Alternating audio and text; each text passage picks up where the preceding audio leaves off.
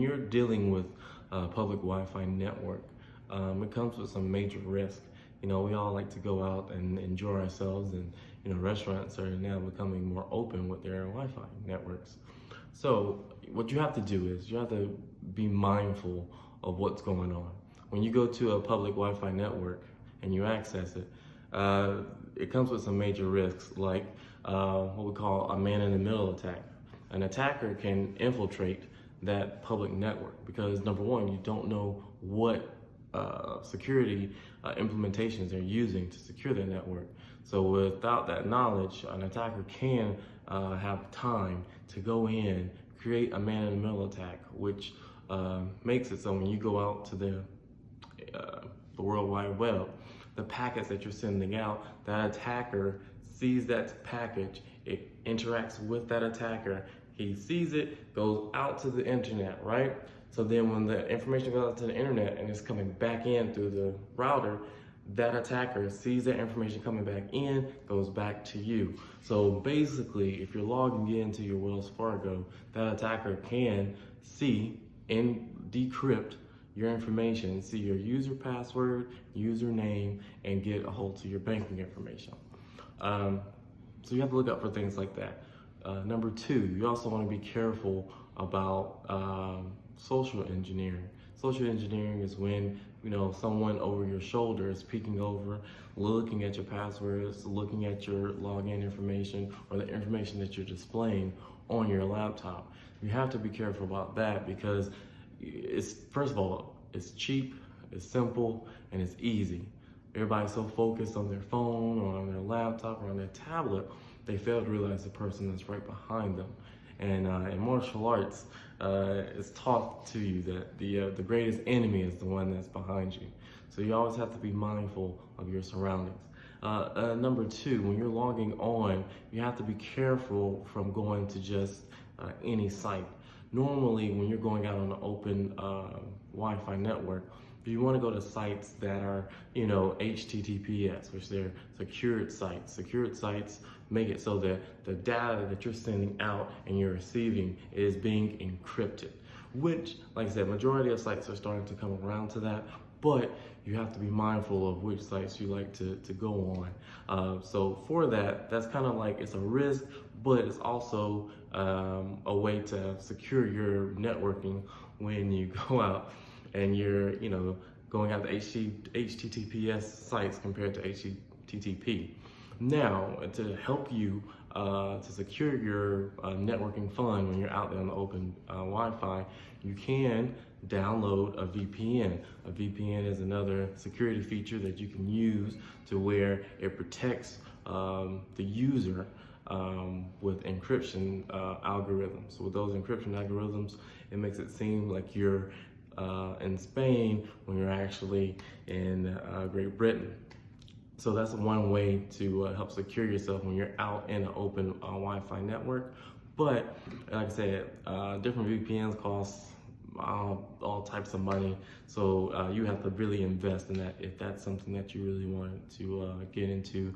And that if you're traveling a lot or something like that, that would be something to invest in. But if you're just like the everyday user and you go get a Starbucks cup of coffee, it wouldn't be worth your while.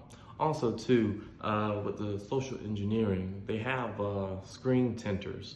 So basically what the screen tinter does, it allows you to place the like a protective screen layer over your laptop or tablet or whatnot, and it makes it so that if you're not standing directly onto the screen, everything around it looks black. So like if someone's trying to look over your shoulder or anything like that, or coming from a different angle, it obscures their vision, so they're unable to see exactly what you're doing, which is a great way to protect yourself from the man behind you.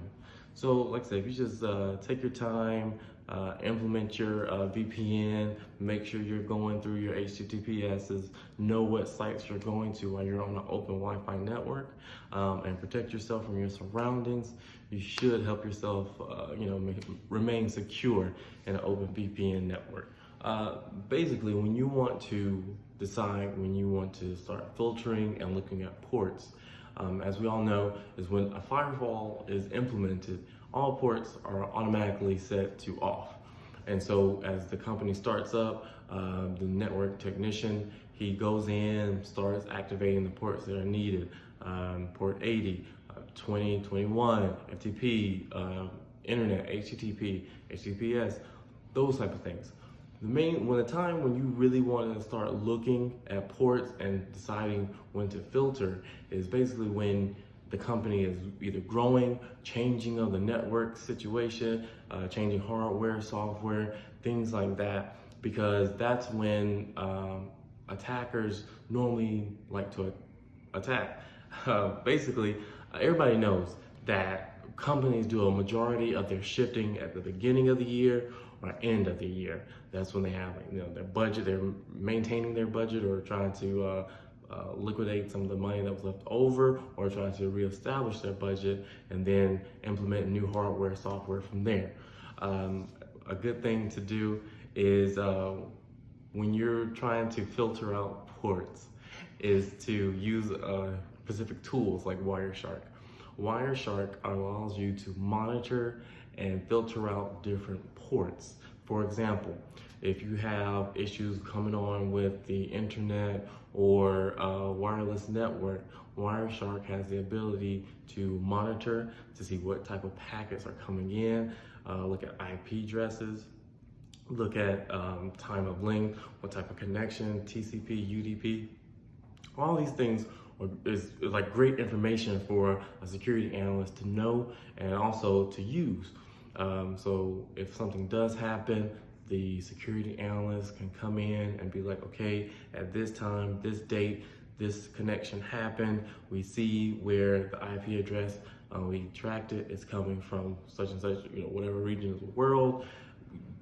Security analysts can look at that, provide that information, let them know what ports are being attacked with Wireshark. You are able to monitor, scan, and you can use that information to say, okay, well, for this port, we can cut it off or limit its use during work hours or production time, things like that. It's always good to look at your ports when your business is expanding or implementing new software or hardware, because that's the time when things get shuffled around and you have to have a comprehensive list of what ports are available and what are to be set to default, which is off. Hopefully everybody does that. Because if you're not using the back door, you definitely don't want it to be open. So that's always something you got to keep in mind. When a machine has become a victim of a malware or a virus attack, you want to immediately disconnect them from the network, disabling their network access, their email access, anything as far as like cloud network access or anything that's connected to the network. You want to make sure that all that stuff is disconnected so that the user or the infected laptop can no longer access anything in regards to the network. Briefly describe your plan for ensuring that. What should you consider when creating your plan? The first thing, when you want to create a plan for if someone becomes infected with a virus or malware, the first thing you want to do is cut off their connection. Once you cut off the connection, it's solely on the laptop or desktop itself. Then you want to go into the works of actually working into the desktop or laptop itself, breaking down, checking for forensics, meaning going through the files, see if anything's been moved, corrupted, or anything like that. Once you've gone through that process, then you can go into redoing or refreshing the hard drive, reinstalling the operating system programs, and things like that to get the user back up and running, resetting the passwords for the user so that way new passwords are being used, and then having the user being able to go back to work and using the device again. What lessons learned could be incorporated in the future? When things like that happen, a good lesson to learn from is looking at how it happened. Most of the times, people use social engineering, sending bogus emails or hey, click here, things like that. So a good way to stop that is to have, with Microsoft 365, you have an option where if emails from outside of the company come in, you have a notification that lets you know this is an external email. So a lot of times our information is on our website. You know, our CEO's name, his email, that type of stuff. So our attacker can use that information, disguise himself to look like, you know, the CEO and send you an email. But because it's not coming from in our 365 network, it'll show up as an external user, letting that user know like, hey, it says the CEO's name, but it's coming as an external user.